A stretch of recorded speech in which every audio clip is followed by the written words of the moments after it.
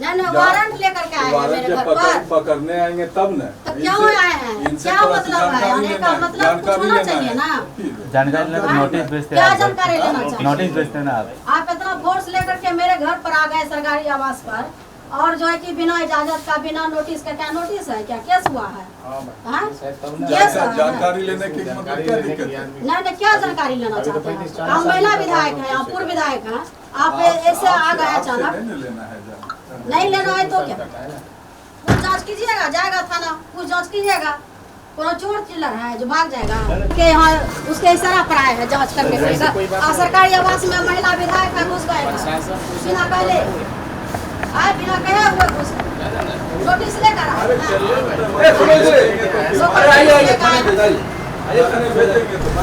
हम लोग रो रहे हैं इसलिए क्योंकि हम लोग डर गए। अचानक से किसी भी महिला के साथ ऐसा होगा तो वो डरेगी ही। और इस तरीके का रवैया वो हम लोग के साथ कर रहे हैं कि ऐसा क्या गुनाह किए हैं। हम लोग पूछना चाहते हैं सरकार से, ऐसा क्या गुनाह कर दिए हैं हम लोग कि प्रशासन को भेजना पड़ गया। क्या हम लोग आतंकवादी थे? इतना प्रशासन पूरा घेर लिया गया हमारे घर को। पनोरमा ग्रुप, जो सोचता है वो करता है। आपके अपने सपनों का आशियाना।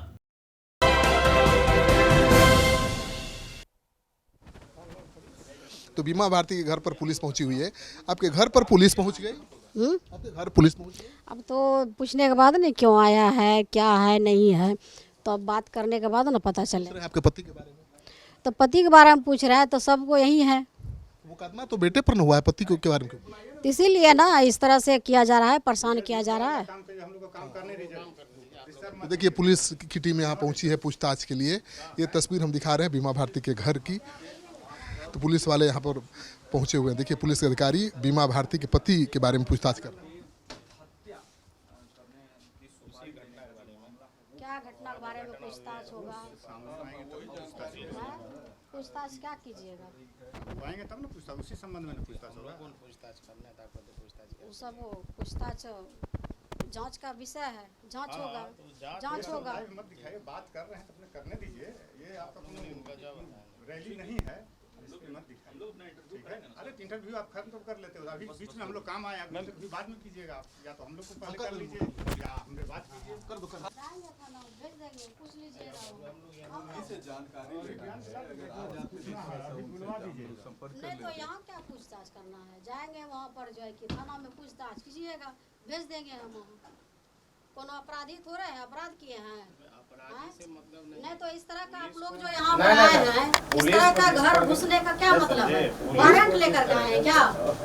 नहीं वारंट लेकर के आए हैं मेरे घर पर। पकड़ने आएंगे तब न। तो क्यों आए हैं? क्या मतलब है? आने का मतलब कुछ होना चाहिए ना। जानकारी लेकर नोटिस भेजते हैं। क्या जानकारी लेना चाहिए? नोटिस भेजते हैं ना आप इतना फोर्स लेकर के मेरे घर पर आ गए सरकारी आवास पर, और जो है कि बिना इजाजत का, बिना नोटिस का। क्या नोटिस है? क्या केस हुआ है? जानकारी लेने की क्या दिक्कत है? नहीं, क्या जानकारी लेना चाहते हैं? हम महिला विधायक हैं, हम पूर्व विधायक हैं। आप ऐसे आ गए अचानक। नहीं लेना है तो क्या? कुछ जांच कीजिएगा, जाएगा थाना, कुछ जांच कीजिएगा।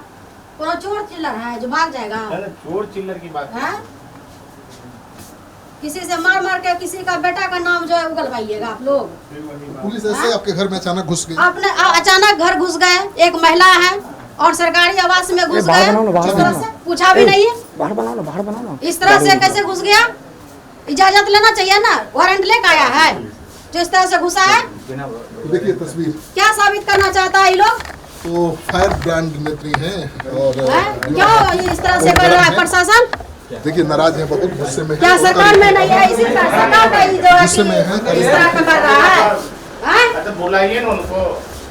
नहीं बुलाइए, जाएगा थाना, अपने जाएगा थाना में पूछताछ करते रहिएगा। भेज दीजिएगा थाना पे। हाँ थाना जाएगा, जहाँ थाना है भवानीपुर जाएगा, वहाँ कहाँ जाएगा?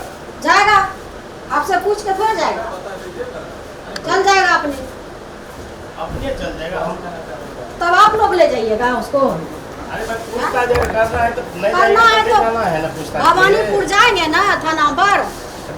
जब दोषी होगा तो ले जाइएगा पकड़ के, जांच का विषय है। कोई कह देगा तो किसी का मर्डर कर। हमारा भी बेटा का हत्या हुआ था तो कहाँ अपराधी पर घूम रहा था खुला। आगे पूछताछ करेंगे तब तो क्या पूछताछ होगा? कुछ नहीं होता है। कैसे नहीं होता? सरकार में जो है ना, सरकार के आप लोग जो है ना ये सिपाही बन करके यहाँ उसके इशारा पर आए हैं जांच करने के लिए। और सरकारी आवास में महिला विधायक का घुस गए बिना पहले आए, बिना कहे हुए घुस नोटिस लेकर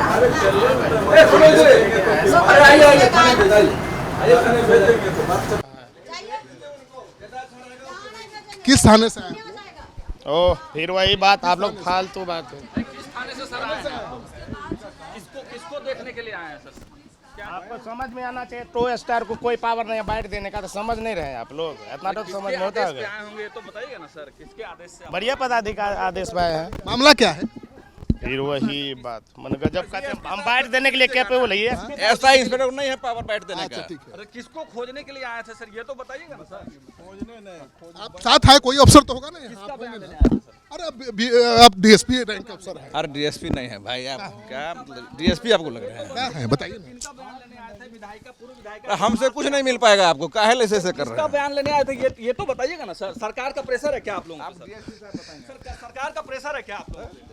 ये देखिए साफ बिहार। तो देखिए पुलिस की टीम किस तरह से बीमा भारती के घर पर घेराबंदी करने पहुंची थी।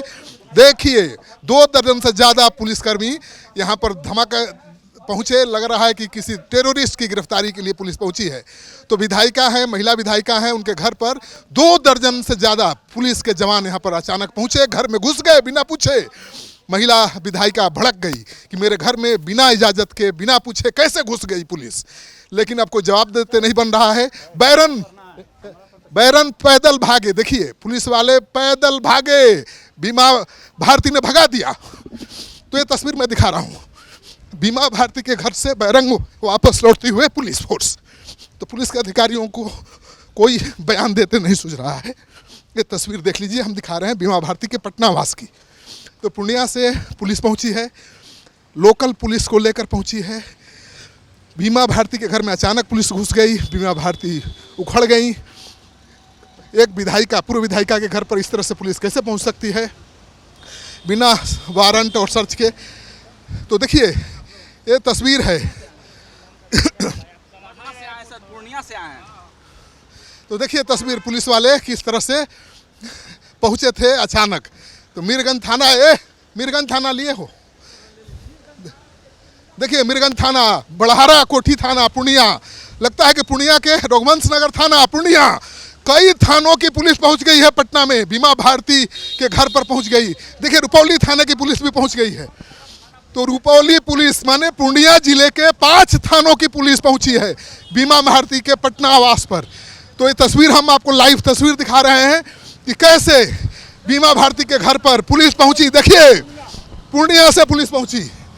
तो ये लाइव तस्वीर हम आपको दिखा रहे थे कि पूर्व विधायिका बीमा भारती के घर पर कैसे पुलिस पहुंची। आपको पता है कि बीमा भारती के बेटे पर आरोप है कि उसने एक व्यापारी की हत्या के लिए 5 लाख की सुपारी दी थी और उसी मामले में पुलिस उनके घर पर पहुंच गई थी। पुलिस उनके पति को खोज रही थी, उनके पति यहां पर नहीं थे।